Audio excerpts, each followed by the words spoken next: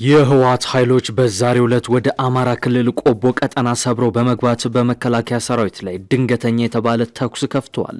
በከባድ መሳሪያ በታገዘው በዚህ ተኩስ 2 ሰዓታትን ያህል የፈጀ ውጊያ መደረጉን በስፍራው የሚገኙ የአንድ አፍታ ሚዲያ ምንጮች አረጋግጠዋል። የፋኖ ኃይሎችና የህወሓት ታጣቂዎች በጋራ በመሆን በከፈቱት በዚህ ጥቃት የህወሓት ኃይሎች 2 ስፍራዎችን ለቀው ማፈግፈጋቸው ተሰምቷል። ከዚህ በተጨማሪም እንግሊዛዊ ጋዜጠኛ የሻዕቢያ ታንኮች፣ መድፎችና ከባባድ መሳሪያዎች ደራያ ቀጠና በስፋት መግባታቸውን ምንጮቹን ዋቢ በማድረግ ዘግቧል። በዝርዝር የምታዳምጡት ዘገባችን ይሆናል። የጦር ኃይሎች ጠቅላይ ኤታማዦር ሹም ፊልድ ማርሻል ብርሃኑ ጁላ ውጥረቶች በተጋጋሉበት በዚህን ወቅት ለጦራቸው ልዩ ትዕዛዝ ሰጥቷል። ፊልድ ማርሻሉ በዛሬው ዕለት ለጦሩ በሰጡት ልዩ ትዕዛዝ ጦሩ በሁሉም አቅጣጫ ዝግጁ እንዲሆን አዘዋል። ከዚህ በተጨማሪም ከሻዕቢያ እስከ ህወሓት ከፋኖ እስከ ወላ ተጠራርተው እየመጡ ነው፣ ለመመከት መዘጋጀት አለብን በማለት ተደምጠዋል። ከመቼውም ጊዜ በላይ ለመመከት መዘጋጀት አለብን ያሉት ኢታማዦር ሹሙ ዛሬ ላይ ትናንት ህወሓት የኢትዮጵያን ህዝብ በመከፋፈል እርስ በርሱ እንዳይተማመን ሲያባላ ነበር፣ ዛሬ ደግሞ አብሬያቸው ካልሰራሁ እያለም ነው ሲሉ ተደምጠዋል። ሌላኛው ዘገባችን ነው። ከሰሞኑ በኢትዮጵያ ድንበር መጠነ ሰፊ ውጊያ ሲደረግ መሰንበቱ ይታወቃል። በዚህ ውጊያ ኢትዮጵያ ለፈጥኖ ደራሽ ኃይሉ ረጅም ርቀት የሚበሩ ድሮኖችን በመዋስ ጥቃት ፈጽማለች የሚል ክስ ከሱዳን ጦር በኩል መቅረቡ የሚዘነጋ አይደለም። በኢትዮጵያ ድንበር የሱዳን ጦርነት በተጋጋለበት በዚህ ወቅት ታዲያ የጠቅላይ ሚኒስትር አብይ አህመድ አማካሪ አንድ ጥብቅ መልእክትን አስተላልፏል። ጦርነቱን በተመለከተ ጦርነቱ ህዝቡን እያጫረሰው ነው በማለትም ጠንከር ያለ መልእክት ሰደዋል። ሙታላችሁ የሁቲ አማጽያን በቀይ ባህር ላይ አደገኛ የተባለ ጥቃት ፈጸሙ። በጥቃቱ 6 ያህል ቦሊስቲክ ሚሳኤሎችን መጠቀማቸውን ከስፍራው የወጡ መረጃዎች አረጋግጠዋል። የከበረ ሰላምታችን በያላችሁበት የዓለም ዳርቻ ይድረሳችሁ። የተወደዳችሁ የአንድ አፍታ ሚዲያ ቤተሰቦች ለአሁን የተደመጡ መረጃዎችን አጠናቅረን መተናል። እንደተለመደው አስተያየታችሁን እያጋራችሁን ይህንን ቪዲዮ ደግሞ ላይክ አድርጋችሁ በመጀመር አብራችሁ እንድትቆዩ ግብዣችን ነው። አሁን ወደ ዝርዝር ዘገባዎቹ እናመራለን።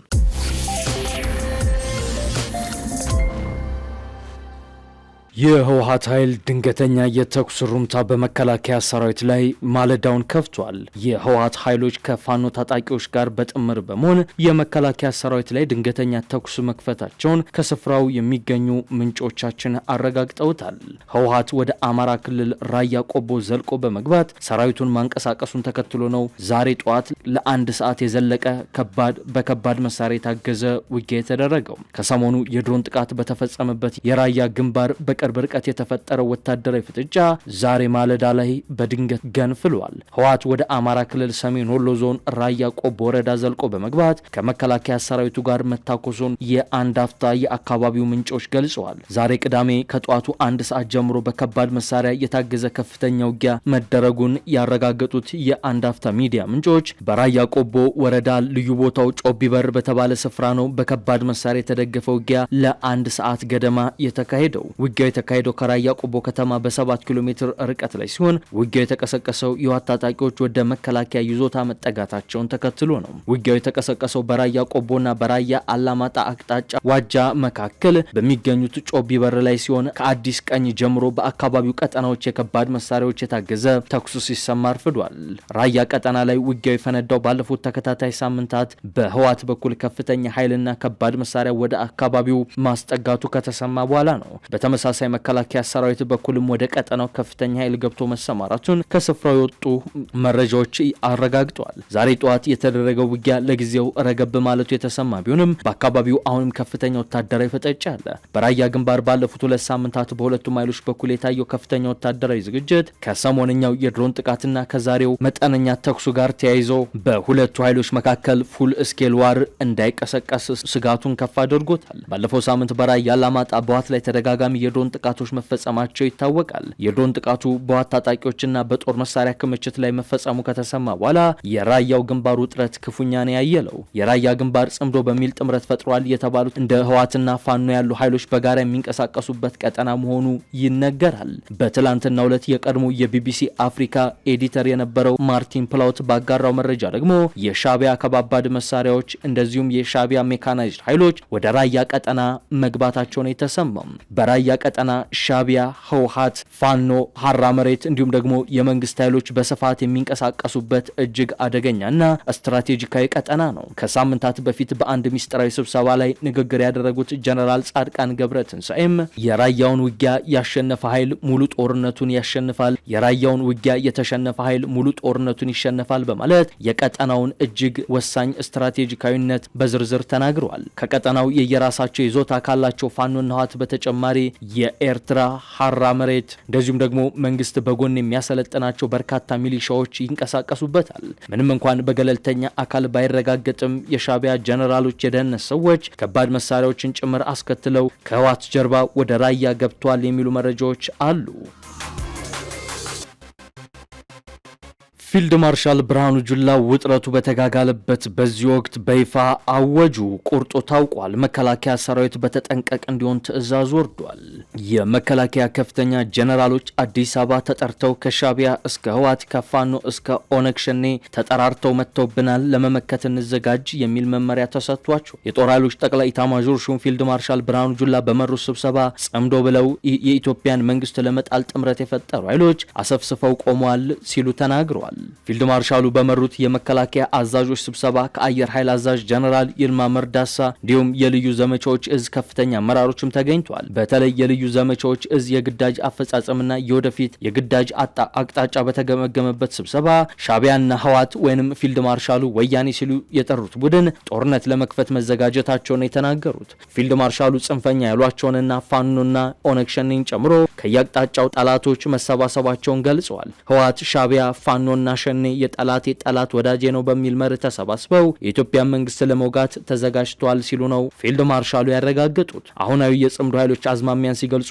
አራቱም የጥፋት ኃይሎች በባዕዳን ስትራቴጂ ስር ተሰልፈው ለመንቀሳቀስ እየሞከሩ ነው ብለዋል። እነዚህ ጽምዶ ብለው ጥምረት የፈጠሩ ኃይሎች ኢትዮጵያን የማዳከምና የማፍረስ እቅድ ቀርጾ ቢንቀሳቀሱም የፍላጎታቸው መቼም ሊሳካ አይችልም ነው ያሉት ፊልድ ማርሻሉ። ሻቢያ ከጅምሩ ኢትዮጵያን ከባህር በር ለማራቅ ከታሪካዊ ጠላቶቻችን ጋር ጽምዶ ፈጥሮ ኢትዮጵያ ላይ ደባ የሰራ ኃይል ነው። ዛሬም በለመደው ተግባሩ ቀጥሏል የሚሉት ኢታማዦር ሹሙ ህወሓትም የኢትዮጵያ ብሔራዊ ጥቅም አሳልፎ የሸጠና ለ27 ዓመታት ስልጣን ይዞ ኢትዮጵያን የባህር በር እንድታጣ አጠንክሮ የሰራ ቅጥረኛ የገዛ አገሩን ሰራዊት ያጠቃ የክህደት ኃይል ነው በማለት ነው ጠንከር ያለ አስተያየታቸውን የሰጡት።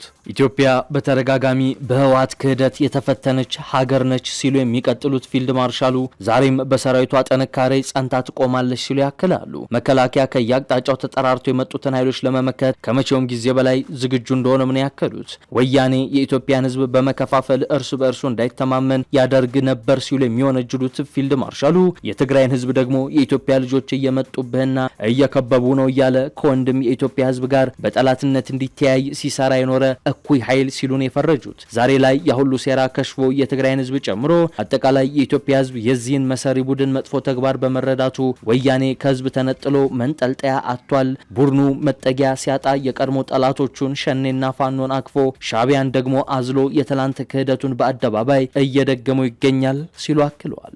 ፊልድ ማርሻል ብርሃኑ ጁላ ለሰበሰቧቸው ጀነራሎች በሰጡት በዚህ መመሪያ የጽምዶ ኃይሎች በኢትዮጵያ ላይ የደቀኑትን ጥፋት በማምከን የጥፋት እግራቸውን በመስበር እብሪታቸውን ማስተንፈስ አለብን ሲሉ አሳስበዋል። በተለይም የህወሓትን የፋኖንና የሸኔን የተላላኪነት ሚና መሰባበር፣ የሻቢያንና የሻቢያን ነፍስ አባቶችን ተስፋ ማጨለም አለብን፣ ለሀገር ውስጥ ጉዳይ ቅድሚያ መሰጠት አለበት ሲሉም አሳስበዋል። በርካታ የህወሓት ወታደሮች በተገደሉበት በተማረኩበት የሱዳን ድንበር ውጊያ የጠቅላይ ሚኒስትር አብይ አህመድ አማካሪ ዝምታቸውን ሰበሩ። ከሰሞኑ የህዳሴው ግድብ በሚገኝበት ክልል አቅራቢያ መጠነ ሰፊ ውጊያ መቀስቀሱ ይታወቃል። በሮኬት፣ በድሮን፣ በጦር ጄት፣ በታንክና በመድፍ በታገዘው በዚህ መጠነ ሰፊ ውጊያ በርካታ የህወሓት ታጣቂዎች መማረካቸው፣ መገደላቸውን የሚገልጹ ሪፖርቶች ሲወጡ ነበር። ይህም በተመለከተ በዛሬው ዕለት የጠቅላይ ሚኒስትር አብይ አህመድ የአፍሪካ ቀንድ ጉዳዮች አማካሪ ጌታቸው ረዳ ዝምታቸውን ሰብረው ተከስተዋል። ለጄኔራሉም መልእክት ሰደዋል። በሱዳን የስልጣን ሽኩቻ የተጠመዱት ተፋላሚ ኃይሎች አንዱ ሌላውን በጦር መሳሪያ ኃይል ሙሉ በሙሉ አሸንፎ ለመውጣት የሚያደርጉት ጥረት ከንቱ መሆኑን መሬት ላይ ያለው ነባራዊ ሁኔታ ዳግም እያረጋገጠ ይገኛል። ይህንን የሱዳንን ማለቂያ የለሽ የጦርነት አዙሪት አስመልክቶ በምስራቅ አፍሪካ ጉዳዮች የጠቅላይ ሚኒስትሩ አማካሪ ጌታቸው ረዳ ጠንከር ያለ መልእክት አስተላልፈዋል። አቶ ጌታቸው በኤክስ ገጻቸው ባሰፈሩት መልእክት ባለፉት ጥቂት ሳምንታት የጀነራል አብዱል ፈታህ አልቡርሃን ጦር በፈጥኖ ደራሽ ኃይሉ ላይ ወታደራዊ የበላይነት ማግኘቱ በስፋት ሲነገር ቢቆይም አሁን ላይ ግን አርኤስኤፍ የጦርነቱን ሚዛን ወደ ፖርት ሱዳን አቅጣጫ እየቀለበሰው ይገኛል ሲል አመልክተዋል። ፈጥኖ ደራሽ ኃይሉ በብሉ ናይል ግዛት የሚገኙትን ኩርሙክና ጌሳንን ከተሞችን ዳግም መቆጣጠሩ የዚሁ ወታደራዊ ፉክክር ማሳያ ነው ብለዋል። ነገ ወይንም ከነገ ወዲያ በጦር ሜዳው ምን ሊፈጠር እንደሚችል በእርግጠኝነት መናገር አይቻልም የሚሉት አቶ ጌታቸው ከተሞችና የጦር ሰፈሮች እንደየሁኔታው ከሳምንት ሳምንት በተፋላሚዎች እጅ መቀየራቸው አይቀርም ይላሉ። ይሁን እንጂ በዚህ ሁሉ መስቀልቅል ውስጥ የማይለዋወጠው ብቸኛው ሀቅ ምስኪኑ የሱዳን ህዝብ የሚገኝበት ሰቆቃና መከራ ከዕለት ወደ ዕለት እየከፋ መምጣቱ ነው ብለዋል። ተጨማሪ የጡንቻ መፈታተል ለሀገሪቱ የፖለቲካ ቀውስ መፍትሄ እንደማያመጣ የሚያሰምሩት አማካሪው ሁለቱም ወገኖች ከተኩስ ይልቅ ንግግር ብቸኛውና የመጨረሻው አማራጭ መሆኑን አምነው መቀበል አለባቸው ሲሉ አስጠንቅቀዋል፣ መክረዋል። ይህንኑ የሰላምና የውይይት አማራጭ ከዚህ ቀደም ወደ ፖርት ሱዳን ባቀኑበት ወቅት ለጀነራል አልቡርሃን በአካል ማድረሳቸውንም አስታውሰዋል። በሱዳን ጉዳይ ጣልቃ ለሚገቡ የውጭ ኃይሎችና ለዓለም አቀፉ ማህበረሰብ መልእክት ያስተላለፉት ጌታቸው የውጭ መንግስታትም ሆኑ ሌሎች አካላት ለተፋላሚዎቹ የሚያደርጉት ማንኛውንም አይነት ድጋፍ የኃይል ሚዛኑን በአንዴ እንደማይቀይረው አስገንዝበዋል። በመሆኑም ዓለም አቀፉ ማህበረሰብ የተለመደውን የዳር ተመልካችነት ትቶ ደግና ሩሩ የሆነው የሱዳን ህዝብ በከፍተኛ ሁኔታ የተጠማውን እንዲሁም የሚገባውን ሰላም እንዲያገኝ በተቀናጀ መንገድ ሊሰራ ይገባል የሚል ጥሪያቸውን አቀርበዋል። ነገር ግን አቶ ጌታቸው ረዳ በዚህ መልእክታቸው ላይ የህወሓት ታጣቂዎች በሰሞንኛው ጦርነት ስለመሳተፋቸው ምንም ያሉት ነገር የለም። በመጨረሻም የየመኑ ሀውቲ ታጣቂ ኃይል የቀይ ባህር ወደብ ላይ ጥቃት ፈጸመ።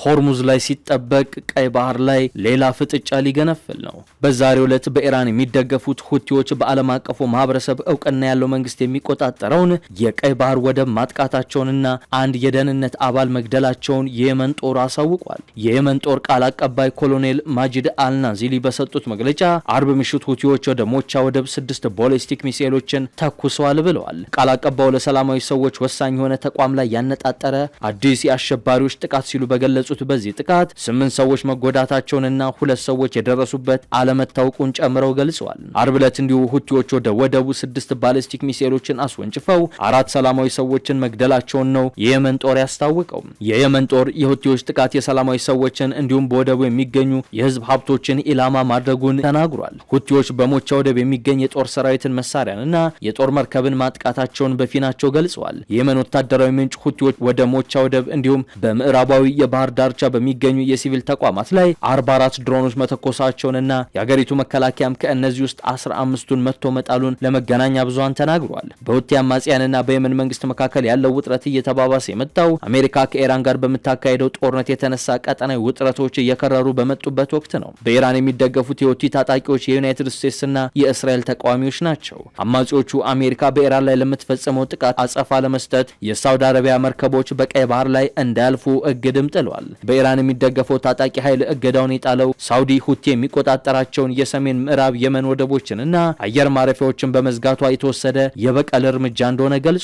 የየመንን ዋና ከተማ ሰንዓን ጨምሮ ሰሜናዊውንና ሌሎችንም የአገሪቱን ግዛቶች የሚቆጣጠሩት ሀውቲዎች የተጠናከረ ወታደራዊ ኃይልና የጦር መሳሪያ እንዳላቸው ከዚህ ቀደም በእስራኤልና በሳውዲ ላይ በፈጸሟቸው ጥቃቶች አሳይተዋል። የተወደዳችሁ የአንድ አፍታ ሚዲያ ቤተሰቦች ለአሁን ያዝናቸው መረጃዎቻችን እነዚህን ይመስሉ ነበር። አብራችሁን ስለቆያችሁ እጅግ አድርገን ነው የምናመሰግነው። ሰላም ለኢትዮጵያ ይሁን። መልካም ቀን።